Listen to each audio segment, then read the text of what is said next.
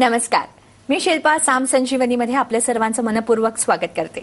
मैत्रिणींनो, आज आपण पाहणार आहोत ते तरुण व्यक्तींमध्ये जे हार्ट अटॅकचं प्रमाण आपल्याला वाढलेलं दिसतंय त्यामागे नेमकी काय कारणं आहेत.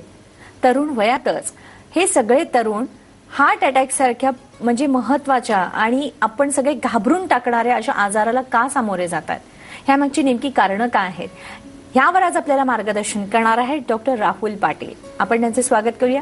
डॉक्टर साम संजीवनीमध्ये तुमचं मनपूर्वक स्वागत. नमस्कार. डॉक्टरांबद्दल मी आपल्याला सगळ्यांना थोडक्यात परिचय करून देते. डॉक्टर राहुल पाटील हे पुणे येथे 2006 पासून रुबी हॉल क्लिनिक येथे कन्सल्टंट इंटरव्हेन्शनल कार्डिओलॉजिस्ट म्हणून कार्यरत आहेत. त्यांच्या स्पेशालिटीमध्ये प्राथमिक स्वरूपाची अर्थातच प्रायमरी अँजिओप्लास्टी म्हणजेच हाताने केलेल्या अँजिओग्राफी आणि अँजिओप्लास्टी मध्ये ते तज्ज्ञ आहेत. 2008 साली इंटरनॅशनल कॉन्फरन्समध्ये बेस्ट यंग इंटरनॅशनल कार्डिओलॉजिस्ट म्हणून त्यांनी अवॉर्ड मिळवलेला होता.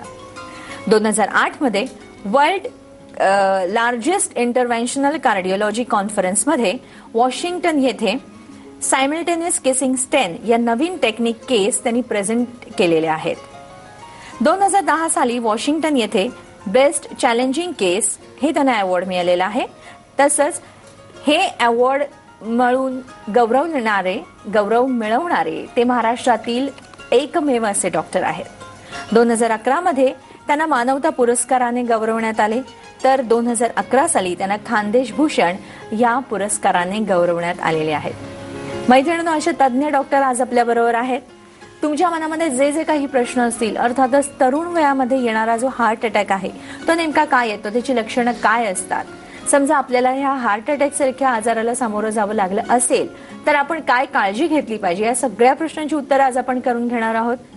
तुमच्या मनातील प्रश्न विचारण्यासाठी म्हणून तुम्ही आपले फोन नंबर लिहून घ्या. आपला फोन नंबर असा आहे 66843333. मुंबई बाहेरील सगळ्या प्रेक्षकांनी 022 हा एसटीडी कोड लावायचा आहे. चला तर कार्यक्रमात सुरुवात करूया आणि विचारूया आपल्या मनातील प्रश्न, पण त्या अगोदर माझ्या मनातील प्रश्न. डॉक्टर, आता आपण आपला जो विषय आहे तो खरंच अतिशय महत्वपूर्ण आहे, कारण आजकाल जर आपण बाहेर बघितलं तर तरुण वयामध्ये जे हार्ट अटॅकचं प्रमाण आहे ते आपल्याला वाढलेलं दिसतं आहे. मग असं का? तुम्ही एक यशस्वी कार्डिओलॉजिस्ट म्हणून आता कार्यरत आहात, तर तुम्हाला काय वाटतं ह्यामागे नेमकी काय कारणं असू शकतात? तरुणांमधील वाढतं हार्ट अटॅकचं प्रमाण याचे प्रमुख कारण आपले वाढती प्रगती आणि शहरीकरण, ज्यामध्ये मानसिक तणाव वाढत चाललेला आहे, जंक फूडचं सेवन जास्त होत चाललं आहे आणि फिजिकल एक्सरसाइज ही कमी होत चालली आहे. यासोबत स्मोकिंगचं वाढतं प्रमाण तरुणांमध्ये अधिकाधिक दिसत आहे. त्यासोबत लायपोप्रोटीन ए, होमोसिस्टीन असे काही ब्लडमध्ये काही घटक आहेत जे तरुणांमध्ये जास्त प्रमाणात दिसतात आणि या घटकांमुळे कोलेस्ट्रॉलचे ब्लॉक्स तरुणांमध्ये जरी कमी प्रमाणात असले तरी ते हार्ट अटॅकला प्रवृत्त करतात. ओके. या कारणाने हृदयाचे विकार तरुणांमध्ये वाढत चाललेले आहे. मग डॉक्टर, आता जर आपण हार्ट अटॅक म्हटलं की हार्ट अटॅक हा सगळ्यांना सारखा असतो असं म्हणाला की आम्हाला सर्वसामान्य व्यक्तीला काही हरकत नाहीये, पण जेव्हा आपण एखाद्या तरुणामधला हार्ट अटॅक बघतो किंवा वृद्ध व्यक्तीमधला हार्ट अटॅक असतो, मग ह्या दोघांमध्ये काही फरक असतो का? Yes, it's a very intelligent question. तरुणांमध्ये हार्ट अटॅक आणि वृद्धातल्या हार्ट अटॅकमध्ये पॅथोफिजिओलॉजी म्हणजे त्याचं जे काही मार्मिक कारण आहे त्यात थोडा फरक आहे. वृद्धांमध्ये कोलेस्ट्रॉलचा ब्लॉक जो रक्तवाहिन्यांमध्ये तयार होत असतो तो 80, 90, 95% झाल्यानंतर त्यांना हार्ट अटॅक येतं. त्यात रक्ताची गाठ तयार होते, रक्तपुरवठा बंद होतो आणि मग हार्ट अटॅक. या उलट तरुणांमध्ये हा कोलेस्ट्रॉलचा ब्लॉक कमी प्रमाणात दिसून येतो. 20 ते 25 किंवा 30% जरी ब्लॉक असेल तर ह्या ब्लॉक रप्चर होऊन तिथं प्रामुख्याने जास्त प्रमाणात रक्ताच्या गाठी आढळतात आणि जेव्हा ह्या रक्तगाठी तयार होतात त्यामुळे रक्तपुरवठा खंडित होतो आणि एकाएकी पेशंटला हार्ट अटॅक येतो. तर कोलेस्ट्रॉलचं प्रमाण कमी असून सुद्धा हार्ट अटॅक तरुणांमध्ये दिसून येतं. याशिवाय तरुणांमध्ये प्रेझेंटेशनमध्ये डिफरन्स आहे. म्हणजे वयस्कर व्यक्तींमध्ये जर हार्ट अटॅक येत असेल तर त्याआधी काही लक्षणं येतात, म्हणजे अँजायनासारखे सिम्पटम्स येतात आणि त्यानंतर पेशंटला हार्ट अटॅक येत असतो. पण जे तरुण व्यक्ती असतील तर यांच्यामध्ये first presentation sudden cardiac death म्हणून होऊ शकतं आणि त्यांना अँजायनासारखे प्री हार्ट अटॅक सिम्पटम्स येत नाही. ओके. तर तरुण व्यक्तींमध्ये हा घातक स्वरूपाचा आजार किंवा सडन डेथ देणारा आजार असू शकतो. त्याच स्वरूपात वृद्ध व्यक्तींमध्ये पेशंटला अँजायना येऊ शकतो, त्यामुळे त्यांना लक्षात आल्यानंतर डॉक्टरांकडे ते जाऊ शकतात. पण तरुण व्यक्तींमध्ये बऱ्याचदा म्हणजे 50% ऑफ टाइम पहिल्या तासातच मृत्यू होत असतो. मग डॉक्टर आता खरं तर तुम्ही म्हटलं की वृद्ध व्यक्तींमध्ये साधारणतः लक्षात येऊ शकतं, कारण त्याची लक्षणं तशी असतात की जेणेकरून आपल्या लक्षात येतं की हा आता हे हार्ट अटॅक येऊ शकत म्हणजे आहे. मग डॉक्टर आता तरुण व्यक्तींचं आता आपल्याला लक्षातच येत नाही काय, मग अशी काय लक्षणं आपण आढळून येतात त्यांच्यामध्ये की जेणेकरून आपण वेळीच सावध झालं पाहिजे? आता अँजायना म्हटलं, angina is heart pen. Angina, classical angina ज्यावेळेस हृदयाच्या मधोमध, छातीच्या मधोमध जडपणा येऊन हा जडपणा 15 ते 20 मिनिटं राहतो. यासोबत हा जडपणा डाव्या हाताला किंवा डाव्या खांद्याला रेफर्ड पेन म्हणून, किंवा गळ्याला दुखून येणे, किंवा पोटाच्या बाजूला जळजळ होणे, अशा स्वरूपाचं पेन जे चालताना वाढतं आणि आपण आराम केला की लगेच कमी होतो, याला आपण क्लासिकल अँजायना असं म्हणतो. या क्लासिकल अँजायनामध्ये युजली वृद्ध लोक बसतात, पण तरुण व्यक्तींमध्ये थोड्या वेळासाठी पेन येतो आणि हा पेन आल्यानंतर इमिजिएटली प्रेझेंटेशन, यासोबत घाम येणे किंवा उलटी होणे अशा स्वरूपात प्रेझेंटेशन येऊन सडन डेथ होऊ शकते. त्यामुळे अशा व्यक्तींना जर हे काही सिम्पटम्स असले तर यांनी त्वरित दवाखान्यात किंवा जवळच्या ICU सेंटरमध्ये दाखवावं. ओके, मैत्रिणी तुमच्या लक्षात आलंच असेल, खरं तर आपण जर आजूबाजूला जरी नजर टाकली तरी जसं डॉक्टरांनी आपल्याला सुचवलेलं आहे की हे वाढतं व्यसनांचं प्रमाण किंवा प्रत्येक व्यक्ती जी सतत घाईमध्ये असते, स्वतःकडे लक्ष द्यायला तिच्याकडे वेळ नसतो, मग अशामुळे एकच आढळतं ते म्हणजे आपल्या तरुण वयामध्ये वाढतं हृदयरोगाचं प्रमाण. अर्थातच यामागची कारणं काय आहेत हे आपण जाणून घेतलं, लक्षणं देखील आपण जाणून घेत आहोत. तरी सुद्धा तुमच्या मनामध्ये जर काही प्रश्न असतील की असं का होतंय बरं, तर तुम्ही नक्कीच डॉक्टरांना विचारा. त्यासाठी म्हणून तुम्हाला आपला फोन नंबर पुन्हा एकदा सांगते. आपला नंबर असा आहे 66843333. मुंबई बाहेरील सगळ्या ठिकाणी 022 हा STD कोड लावायचा आहे. डॉक्टर, आता तुम्ही लक्षणं तर व्यवस्थित सांगितलेली आहेत, तरी सुद्धा आता ह्यात सगळ्या तरुणांनी मुळातच काळजी काय घेतली पाहिजे की जेणेकरून त्यांना हे जे हार्ट अटॅक सारखे जी लक्षणं आहेत की हार्ट अटॅक येण्यासाठी म्हणून जी कारणं तुम्ही सांगितली आहेत ती येऊच नये, वेळच येऊ नये ती? त्यासाठी तरुणांनी, जर आपण सिगरेट पित असाल किंवा तंबाखू सेवन करत असाल तर तंबाखू सेवन थांबवायचं आहे.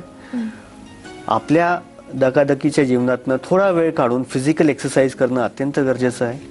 त्यासोबत खानपिण्याकडे लक्ष देणं गरजेचं आहे. खाण्याना आपल्या जंक फूड सारखे सेवन करणं कमी करणे, आणि झोप नियमित 8 ते 10 तास झोप घेणं अत्यंत गरजेचं आहे. जर आपण हे सर्व नियमितपणे पाळाल तर हृदयाचे विकार, आणि त्यासोबत मी असं म्हणेन 30 वर्षाच्या वरील प्रत्येक व्यक्तीने रक्ताच्या आपल्या चाचण्या करून घेणं गरजेचं आहे.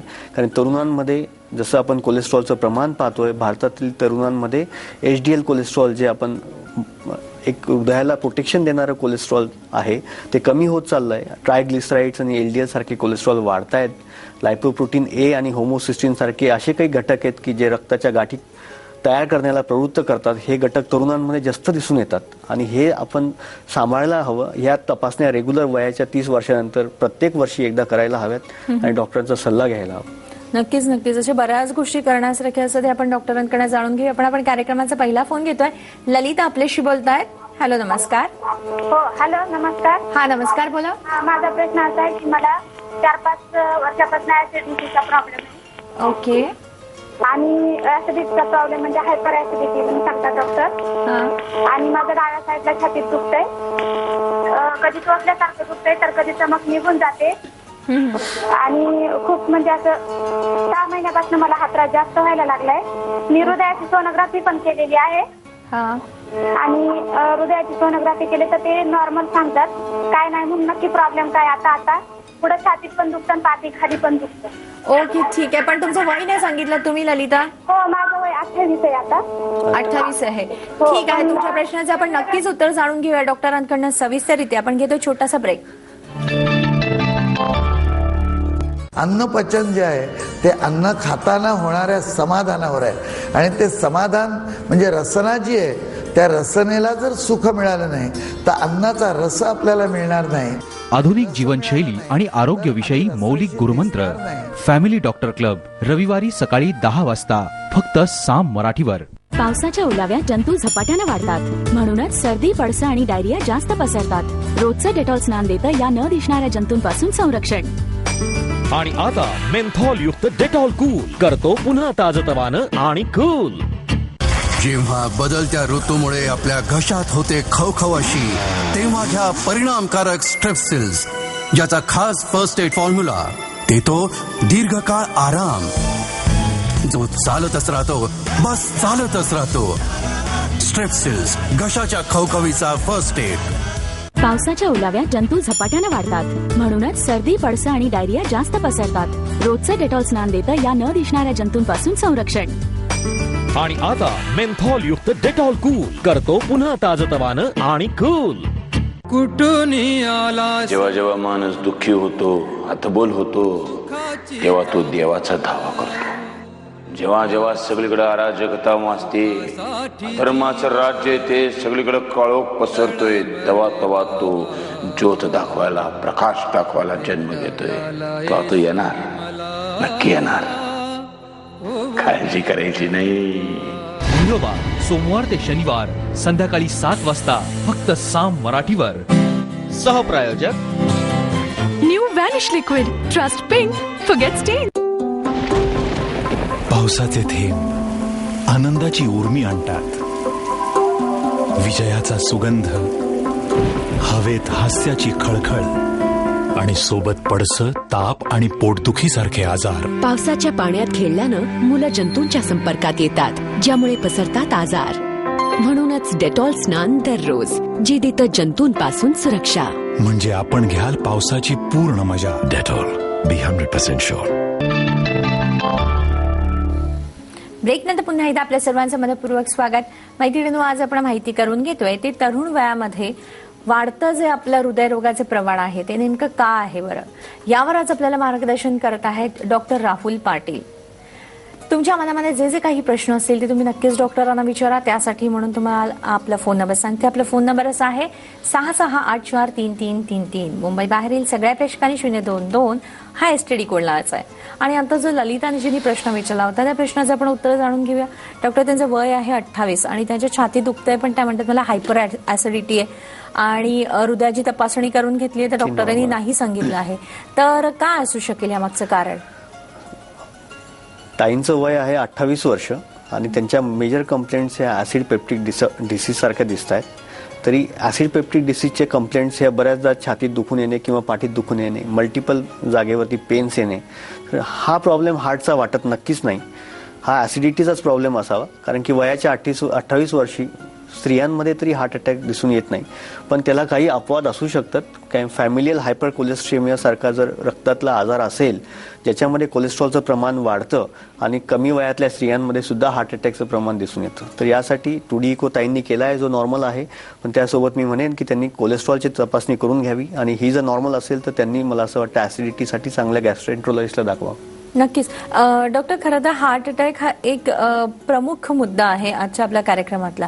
तर नेमका हार्ट अटॅक तरुण व्यक्तींमध्ये तुम्ही सांगितलं जसं वेगवेगळ्या पद्धतीने येत असतो, जसं वृद्ध व्यक्तींपेक्षा तो अतिशय वेगळा असू शकतो, पण तो नेमका कसा आहे जरा पुन्हा एकदा आम्हाला समजावून सांगा ना. हार्ट अटॅक आपण एक क्लिपिंग पाहूया ज्यामध्ये आपण हार्ट अटॅक कसा येतो या संदर्भात, म्हणजे व्यवस्थित आपल्या सगळ्या प्रेक्षकांना हे समजू शकतं की हार्ट अटॅक नेमका कसा येतो. आपण सांगाल का? हृदयाच्या ज्या 3 रक्तवाहिन्या असतात त्याच्यामध्ये डाव्या साईडची लेफ्ट मेन LED आणि सर्कमफ्लेक्स आणि राईट साईडला एक रक्तवाहिनी असते. ह्या रक्तवाहिन्यांमध्ये जमलेला कोलेस्ट्रॉल म्हणजे ब्लॉक, या कोलेस्ट्रॉलमध्ये जर काही कारणाने ब्रेक आला किंवा रप्चर झाला, याला कारण डायबिटीज, हायपरटेन्शन, हाय स्मोकिंग, स्ट्रेस, मानसिक तणाव, यामुळे त्या ठिकाणी रक्ताच्या गाठी तयार होतात. रक्ताच्या गाठी तयार झाल्यानंतर रक्तपुरवठा पूर्णपणे खंडित होतो आणि पेशंटला रक्तपुरवठा थांबल्याने हार्ट अटॅक येतो. म्हणजे हृदयाचे स्नायू डॅमेज होतात आणि हा डॅमेज जर 6 किंवा 12 तासापेक्षा जास्त राहिला तर हा इरिव्हर्सिबल म्हटला जातो आणि त्यामुळे याला आपण हार्ट अटॅक असं म्हणतो. ओके. डॉक्टर, खरं तर हे फार छान पद्धतीने मला वाटतं ज्या क्लिपिंगमुळे आपल्या सगळ्या प्रेक्षकांना समजलं असेल की नेमका हार्ट अटॅक काय येत असतो. पण आता जे तुम्ही उल्लेख केला होता की साधारण की धूम्रपान करतात किंवा अतिशय वाईट व्यसन असतात किंवा खाण्याच्या ज्या आजकालच्या पद्धती आहे की जे जंक फूड खाल्लं जातं, फास्ट फूड खाल्लं जातं, ज्याच्यामध्ये जास्त चीज आणि ह्याचा मारा असतो, तर मग डॉक्टर ह्या सगळ्या गोष्टी असताना सुद्धा ह्या गोष्टीपासून दूर राहिलेले आणि ह्या गोष्टींचं सेवन करणारे जे तरुणांमध्ये आपण प्रमाण पाहिलं तर ते साधारण किती असतं हार्ट अटॅक येण्याचं? ॲक्च्युली हे जंक फूड, सिगरेट स्मोकिंग, ज्यावेळेस आपण ह्या सर्व गोष्टींकडे लक्ष देतो त्यावेळेस तरुणांमध्ये junk food, lack of physical exercise, वाढतं ऑफिसमधलं तणाव, यामुळे वाढता कॅटेकोलामाइन लेवल्स इन ब्लड, वाढतं कोलेस्ट्रॉल, यामुळे डेपॉझिट होणारं कोलेस्ट्रॉल रक्तवाहिन्यांमध्ये जास्त होतं आणि ज्यावेळेस हे कोलेस्ट्रॉल डेपॉझिट होतं त्यामध्ये ब्रेक जाऊन किंवा रप्चर होऊन रक्ताच्या गाठी तयार होतात आणि हार्ट अटॅक येत असतो. मग डॉक्टर, तुम्ही मगाशी सांगितलंच की तरुण व्यक्तींनी अतिशय सावध राहायला पाहिजे, तरी सुद्धा ह्या सगळ्या गोष्टींपासून जर दूर राहिलेल्या ज्या तरुण व्यक्ती असतात किंवा मानसिक स्ट्रेस असतो ज्यांचे बैठं काम असतं, अशा व्यक्तींनी देखील काय केलं पाहिजे?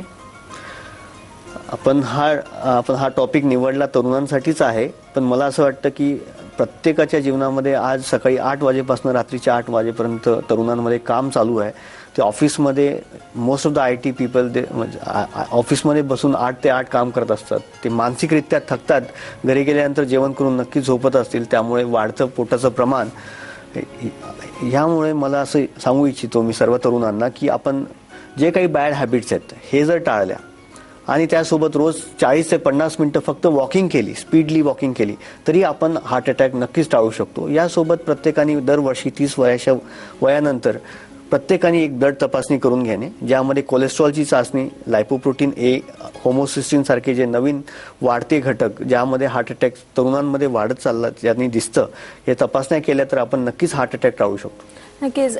डॉक्टर, तुम्ही जेव्हा आम्हाला सांगितलं की फरक सांगितला की तरुण वयातील जो हार्ट अटॅक आणि वृद्ध व्यक्तीतील हार्ट अटॅक, जर हे सांगत असाल तर मी एक उल्लेख केला होता, तो म्हणजे तरुण वयामध्ये समजा हार्ट अटॅक आला तर त्या व्यक्तीला सडन डेथ येऊ शकते.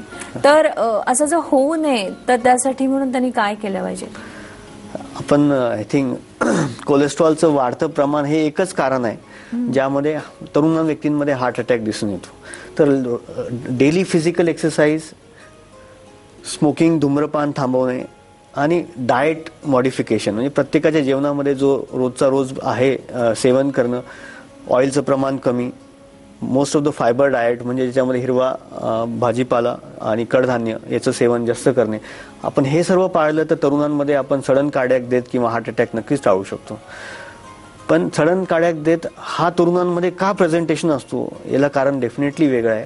कारण तरुणांमधले हृदयाच्या रक्तवाहिन्या ज्यावेळेस बंद होतात त्यावेळेस हार्टला कसं रिॲक्ट करायचं हे कळून येत नाही. तसं वृद्धांमध्ये जर ब्लॉक असेल, हृदया म्हणजे 55-60च्या वरच्या व्यक्तींमध्ये जेव्हा हार्ट अटॅक येतो त्यावेळेस हृदयाला ही पूर्वकल्पना असते, आपण त्याला प्री सिम्पटम्स म्हणतो, किंवा हृदयाला कसं रिॲक्शन द्यायचं. कारण लहान मोठ्या रक्तवाहिन्या वयाच्या 60 नंतर कुठेतरी बंद होत असतात, त्यामुळे हृदयाला त्याला कशी रिॲक्शन द्यायची, चेस्ट पेननी रिॲक्शन द्यायची का थांबून जायचं, हे कल्पना असते, पूर्वकल्पना असते. पण तोच वय जर पेशंटचा 30 वर्ष असेल ज्यामध्ये हृदयाला रक्तपुरवठा थोडा जरी कमी झाला तर रिॲक्शन कशी द्यायची हे कळून येत नाही आणि हृदय एकाएकी थांबून जातं. त्यामुळे तरुणांमध्ये सडन कार्डियक डेथचं प्रमाण जास्त आहे आणि वृद्धांमध्ये अँजायना किंवा हार्ट अटॅक म्हणून वृद्ध लोक हॉस्पिटलमध्ये जास्त प्रमाणात येतात आणि तरुण लोकांमध्ये बाहेरच हॉस्पिटल येण्यापूर्वीच मृत्यूचं दर 50% जास्त आहे. ओ बापरे, खरं तर या सगळ्या गांभीर्याने घेण्यासारख्या गोष्टी आहेत. आपण याबद्दल अजून जास्त जाणून घेऊ. आपण आपल्याशी बोलताय शलाका डोंबिवलीहून. हॅलो, नमस्कार. हॅलो, नमस्कार. माझं नाव शलाका थोरात आहे. माझ्या मिस्टरांचं वय 50 वर्ष आहे आणि त्यांना आता 3 महिन्यापूर्वी त्यांची अँजिओप्लास्टी झाली आहे. व्हिडिओ आर्टरी ब्लॉकेज होतं आणि 40% ब्लॉकेज होतं, पण त्यांना आताही अरिथमिया आणि मिसबीट येत राहतात. तर आणि हल्लीच त्यांचं ब्लड टेस्ट पण केलंय, तर बाकी सर्व रेंजेस नॉर्मल आहेत, पण सिरम प्रोटीन मध्ये त्यांचं अल्बुमिन 4.22 आलंय आणि नॉर्मल रेंज त्याची 2.5 to 3.5 आहे. हा, तर त्याच्याबद्दलच विचारायचं होतं. तर ते मिसबीट येणं म्हणजे इज इट? मी समजलो आहे तुमचा प्रश्न. आपल्या मिस्टरांना जी अँजिओप्लास्टी झाली आहे 3 महिन्यापूर्वी, पण ते अँजिओप्लास्टी करण्यामागे कारण हार्ट अटॅक होतं का हार्ट अटॅक येण्यापूर्वीच अँजिओप्लास्टी झाली, हे एक महत्त्वाचा प्रश्न आहे. जर पेशंटला हार्ट अटॅक येऊन गेला असेल आणि मग अँजिओप्लास्टी झाली असेल तर ते डॅमेज झालेल्या स्नायूंपासून मिसबीट्स किंवा ॲरिथमियाज असं प्रेझेंटेशन पेशंटचं असू शकतं. आणि ह्या ॲरिथमियासाठी महत्त्वाचं म्हणजे सडन रिदम डिस्टर्ब होऊन प्रॉब्लेम्स येऊ शकतात. तर आपण आपल्या कार्डिओलॉजिस्टला नक्कीच दाखवायला हवं, ज्यामध्ये ते ECG किंवा होल्टर मॉनिटरिंग सारख्या तपासण्या करतील आणि पुढे येणारा गंभीर ॲरिथमिया नक्कीच टाळू शकतील. आपण अजून असंही म्हटलात की अल्ब्युमिन्सच्या लेवल वाढल्या आहेत. अल्ब्युमिन्स म्हणजे हे शरीरातले प्रोटीन्स आहेत आणि याने हृदयाला प्रॉब्लेम्स येत नाही. जर कोलेस्ट्रॉलचे ॲबनॉर्मलिटीज असतील तर त्याला नक्कीच कंट्रोल करायला हवे. आता डॉक्टर तुम्ही व्यवस्थित त्यांना समजावून सांगितलंय, पण जेव्हा आपण तरुण वय म्हणतो तेव्हा तरुण वय तुम्हाला का अपेक्षित असतं? तरुण वय म्हणजे वर्ल्ड हेल्थ ऑर्गनायझेशन आणि एक मोनिका प्रोजेक्ट ज्यांनी चालवला होता, त्यामध्ये त्यांनी तरुण वय म्हणजे वयाच्या 40 वर्षाखालील व्यक्तींना आपण तरुण म्हणतो आणि त्यावरच्या व्यक्तींना आपण ॲडल्ट आणि 65 इयर्स आणि अबावच्या व्यक्तींना आपण वृद्ध वयात येणारा हार्ट अटॅक म्हणत असतो. तर तरुण वयामध्ये आपण आज हा डिस्कस करण्याचं कारण हेच आहे की गेल्या 30 वर्षापासून कार्डिओलॉजी क्षेत्र भारतामध्ये खूप प्रगत होत चाललं आहे. अँजिओप्लास्टीज दररोज होत असतात. प्रत्येक हॉस्पिटल एक टार्गेट गाठत असतं की आम्ही ह्या महिन्यात इतक्या अँजिओप्लास्टी केल्या सर्व. पण हे सोडून सुद्धा आपण प्रत्येक 6 महिन्यात एक प्रोग्राम टीव्हीवर होत असतो. हे सर्व होऊन सुद्धा हृदयविकाराचं प्रमाण भारतात कमी न होता वाढत चाललेलं आहे. तर आय थिंक याला कारण आपण स्वतः आहोत. आपण जी काळजी घ्यायला हवी किंवा जे आपण केव्हापासून डिस्कस करतोय, डाएट, लाईफस्टाईल मॉडिफिकेशन किंवा वाढतं अर्बनायझेशन, ज्याच्यामध्ये प्रत्येकजण ताणतणावात जगतोय. आणि या कारणाने मला असं वाटतं तरुण व्यक्तींनी काळजी घ्यायची, कारण की आपणच सर्व देशाचं भवितव्य आहात. तरुण व्यक्तींमध्ये प्रेझेंटेशन खूप खराब आहे हार्ट अटॅकचं आणि आपल्याला हार्ट अटॅक यायला नको म्हणून आपण सर्वांनी काळजी घ्यायलाच हवी. नक्कीच डॉक्टर, आता तुम्ही अतिशय छान सांगितलंय. पण डॉक्टर, खरं तर आज जर आपण तरुण वयामध्ये जर आपण म्हणत असू की तरुण वयामध्ये हार्ट अटॅकचं प्रमाण आपल्याला वाढतं दिसतंय, तरी पण त्याचं बीज असतं ते लहानपणीच असतं की लहानपणी ज्या आपल्या खाण्यापिण्याच्या सवयी असतात चुकीच्या, आणि हल्ली तर म्हणजे जास्त त्याला खतपाणी घातलं जात आहे. तर त्याबद्दल तुम्ही पॅरेंट्सना काय सांगू इच्छिता? हृदयविकार किंवा हार्ट अटॅकचे प्लाक डेपोजिशन म्हणजे कोलेस्ट्रॉल डेपोजिशन हे वयाच्या 15 ते 20 वर्षाला सुरू होत असतं.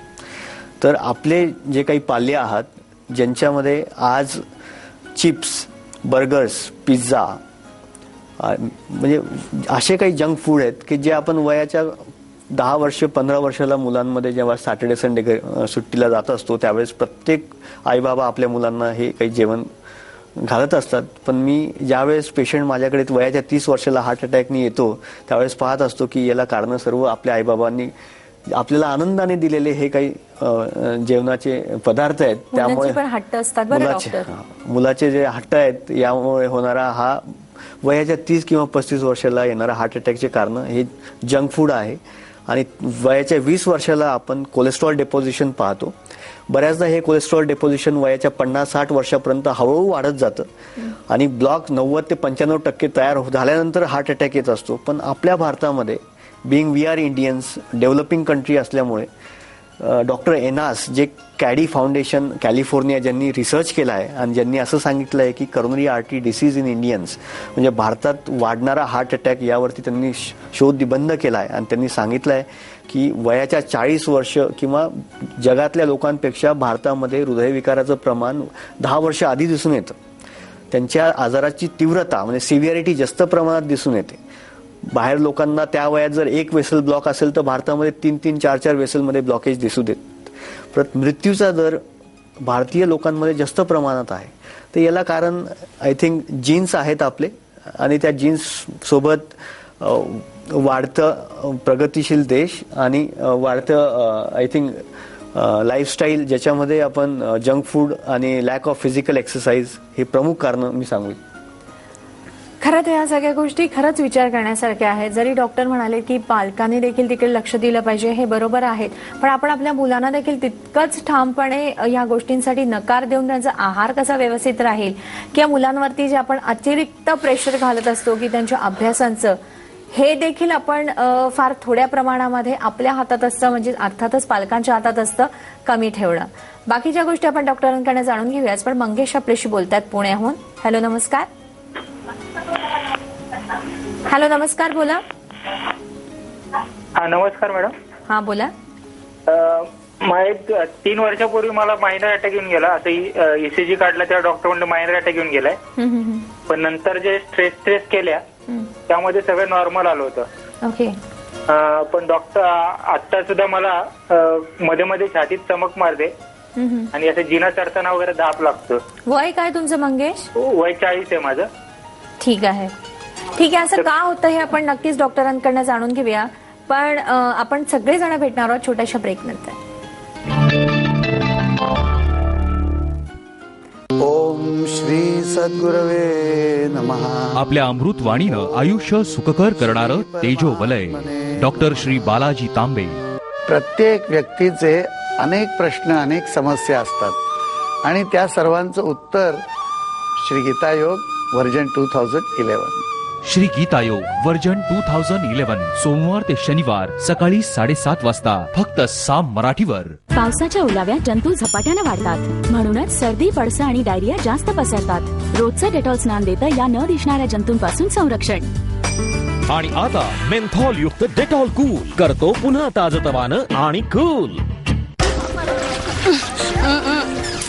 टॉयलेट वारंवार यूज होईल तर घाण होईलच, पण सोल्युशन आहे. सादर आहे नवं हार्पिक हायजेनिक. हे आपल्या टॉयलेटच्या रिमला लावा. आता प्रत्येक फ्लश नंतर मिळेल एक क्लीन, हायजेनिक आणि सुगंधित टॉयलेट. इतकं फ्रेश. आता ठेवा टॉयलेट नेहमी क्लीन आणि फ्रेश. Harpic hygienic. मग घ्या चॅलेंज.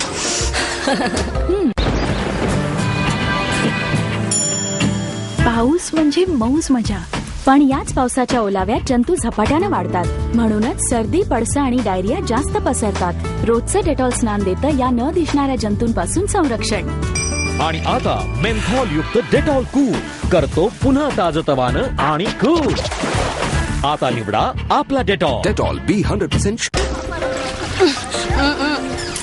टॉयलेट वारंवार यूज होईल तर घाण होईलच, पण सोल्युशन आहे. सादर आहे नवं हार्पिक हायजेनिक. हे आपल्या टॉयलेटच्या रिमला लावा. आता प्रत्येक फ्लश नंतर मिळेल एक क्लीन, हायजेनिक आणि सुगंधित टॉयलेट. इतकं फ्रेश. आता ठेवा टॉयलेट नेहमी क्लीन आणि फ्रेश. Harpic hygienic. मग घ्या चॅलेंज. पावसाचे थेंब आनंदाची उर्मी आणतात.